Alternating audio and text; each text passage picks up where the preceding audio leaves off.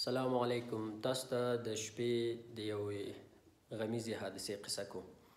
زه شپې لغمان کې وم، نو شپې 8 بجې شاوخوا مې حرکت وکړو کابل طرف ته.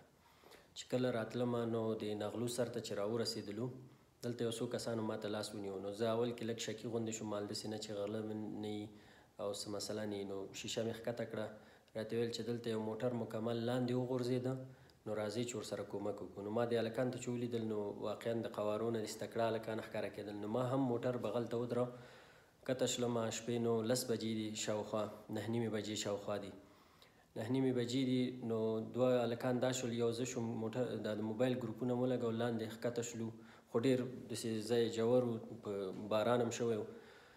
چې کله لاندې ښکته شلو چې ګورو هغه هلک چیغې وهي فارسي کې چې راشي مسلمانانو موږ سره کومک وکړئ. 2 کسان دي وي، 15 کسان و، 3 مورک دي. نو دا ملګری هم لاندې لاړه چې موټر پیدا کړو چې دا موټر اوس چېرته غورځېدلی.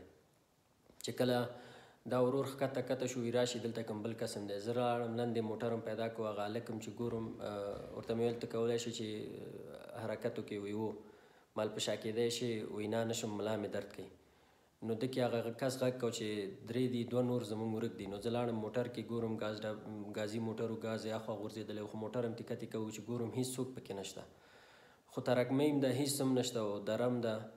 نو بیا موبایل ګروپونه مو ولټول، ولګول، وګرځېدلو ورپسې هغه 2 نور کسان. 2 نور هم چې پیدا کړ هغه بېچارهګان په وینو ککړ و. نو وضعیت یې داسې نه پوهېږم، والله عالم چې څنګه و، خو په هغه حساب باندې لږ وخیم غوندې ښکاره کېدل، سر نه وینې تلل.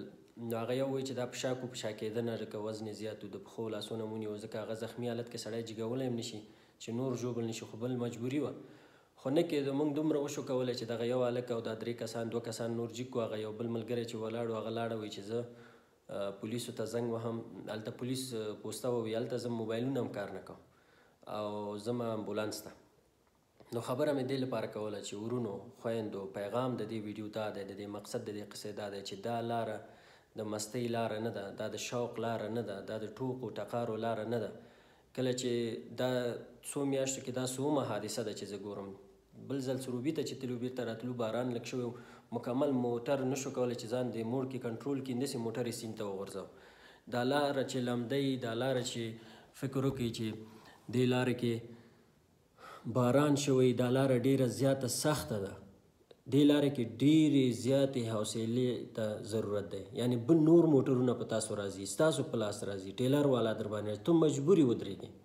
که هغه لیونیان دي نو ته خو لیونی نه یې که نه، که هغې موږ خو لیونیان نه یو، که هغه اعصاب خراب دي، موږ خو اعصاب خراب نه دی. نو کله کله مجبور یې چې ته ودرېږې، هغه خان صاحب تیر شي، ځکه ستا په لاس را روان دی، او که ځې خو وهل کېږي، او که نه.